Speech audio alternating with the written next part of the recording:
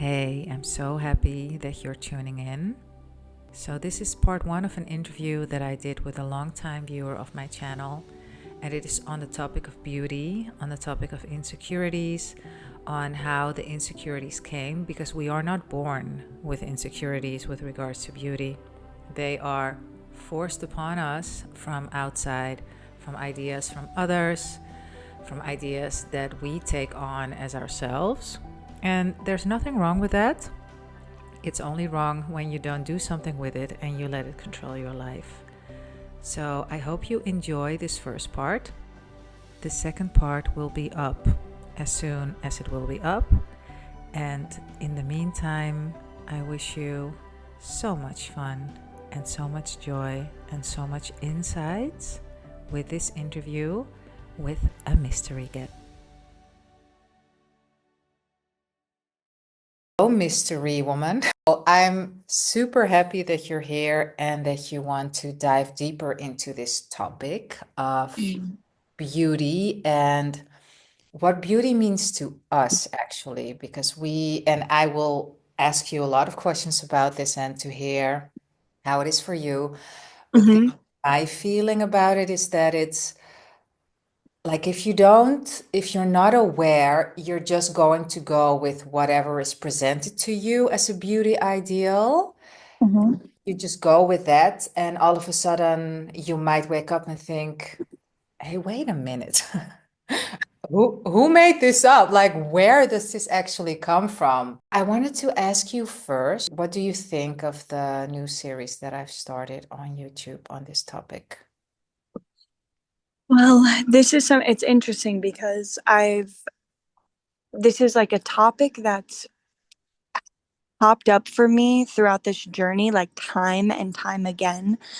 And I think you find a lot of content on manifestation, especially like when it comes to beauty and physical appearance and things, but the teachings for me are less rooted in truth in the sense of like it's not just looking for a technique, like it just keeps returning back to the truth that we are creating all the time anyways.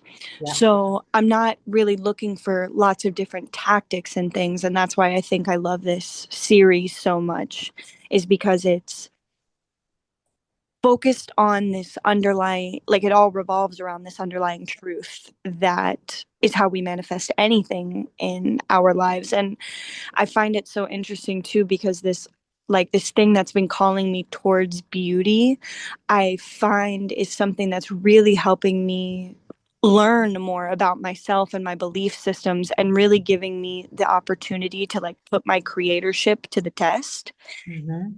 So I think beauty being something that like can either really inspire others and really plague some is this beautiful, like almost a common space, um and something that I think regardless of what the standards are is there's this like the energy of beauty and the essence of beauty that we all, maybe not all, I can't speak for everyone, but like so many of us are desiring to express.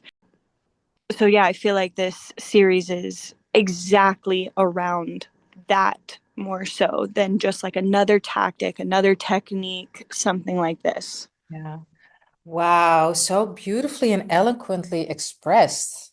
Wow. Thank you. Your clarity of thought is something. You said that it's something that keeps coming back, right? Hmm.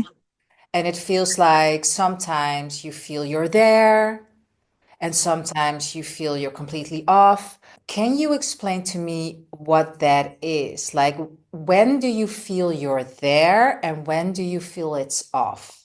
Really, when I feel off is one, when I'm very much focused on the 3D, Yeah. and two, when I've fallen out of certain routines and conscious creation methods that Yeah. have left me more like, in a routine way of thinking. Like I've fallen out of conscious way of thinking and more back into like old patterned ways.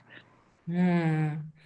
But I love how you bring it back to routine, just like showering, just like cleaning your house. We have to be mindful of that. We also clean our thoughts, check which state am I embodying now. Mm. So I love how you say that. I want to dig a little bit because it's also coaching that I offered. And as I said before, whenever something feels not good for you to get into or to answer, please, this is your party. So you can decide on what you want to talk and what you don't want to talk on. When you were growing up, age until 8-ish. What was the beauty ideal in your surroundings? So there are a few things that stand out. So the first thing is that I remember when I was little, there I felt very confident at some point. It faded away, I think maybe towards like 12, 13. But there was this very natural confidence where I remember I would be in my mom's mirror while she was getting ready for work, and I would even just like say the words or sing to myself like that I was beautiful while I brushed my hair, and I was just had that in me. And I wouldn't say my mom was very like affectionate with words like that. Like my mom was very insecure for most of her life and very hard on herself physically and still is to this day.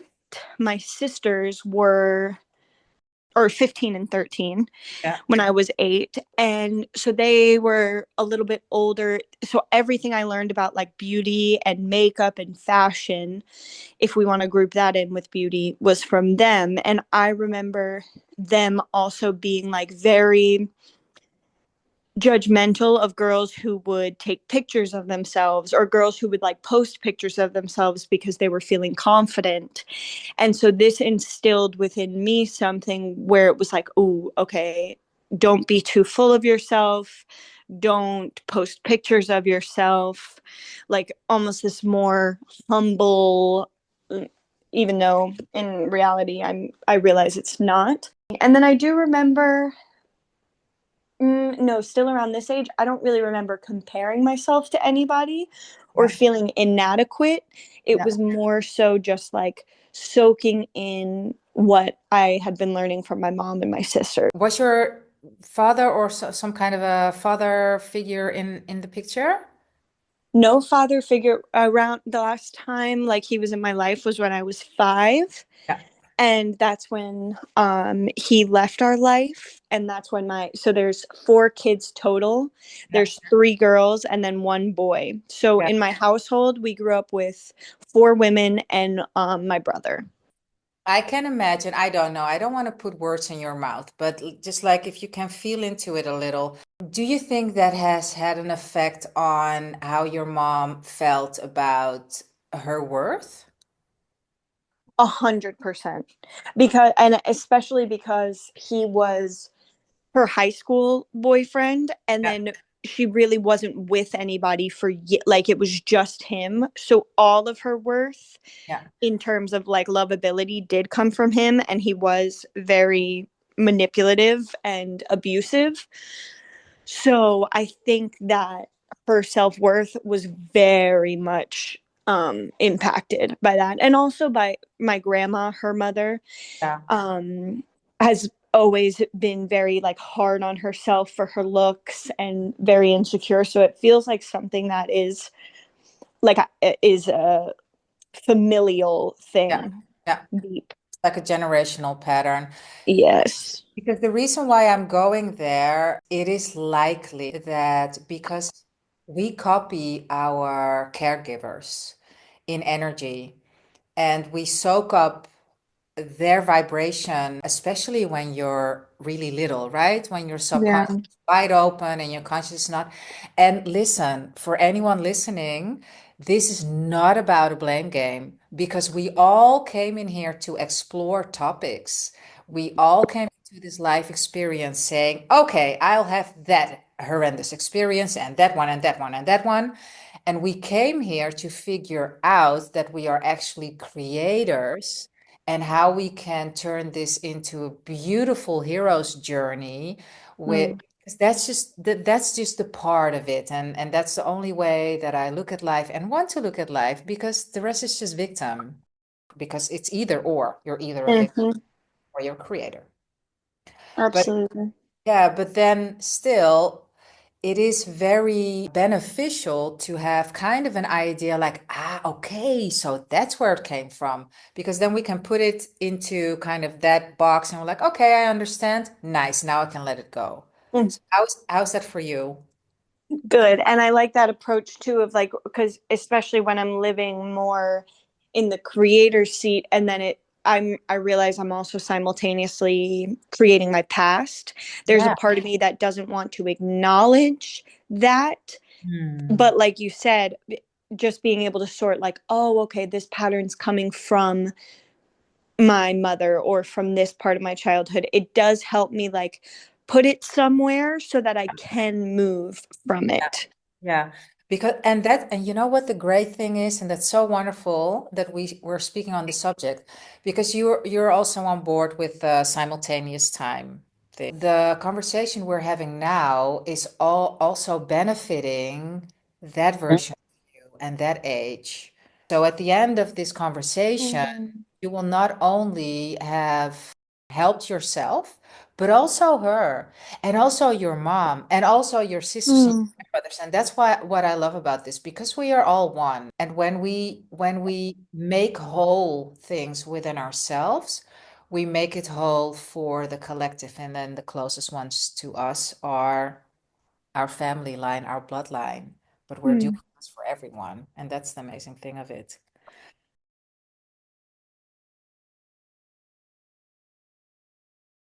That's beautiful. And I that is a good reminder too, because when I'm living like it's such a mix, being in the multidimensionality of it all and then the timelessness of it all while also being like rooted here and now. Yeah. And then so sometimes being so rooted here and now, it is easy to forget that like I am impacting like a ripple effect my younger self and all the beings in my family. I just love that reminder, that oneness of it, because it does, like when I bring this to resolution within myself, it brings everything into resolution. Yeah, change your energy, change your life. That's just how it is. Did you have any particular idols growing up?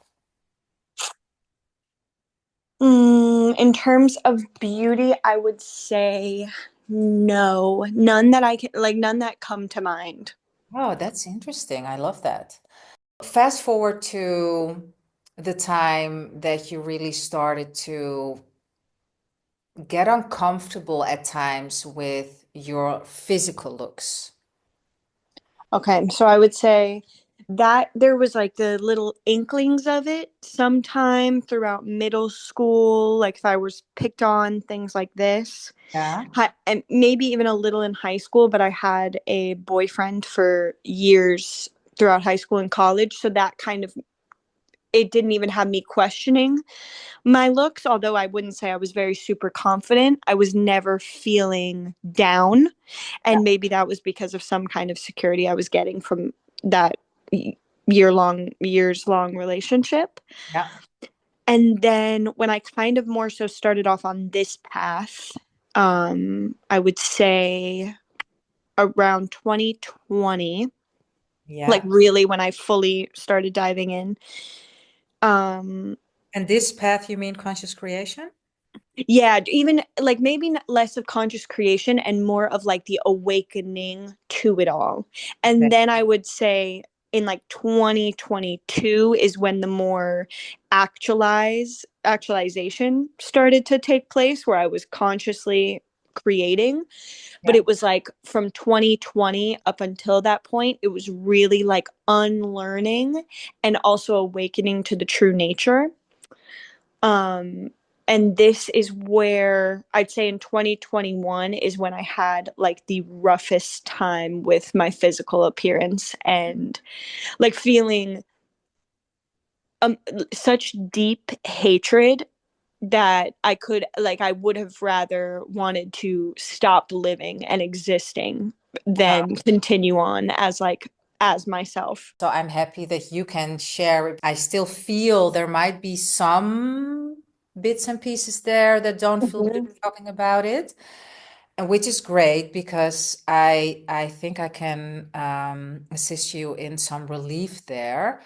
Um, what do you can you kind of feel into what brought that about? Like what was it that made you feel that this is awful and I hate this and Mm.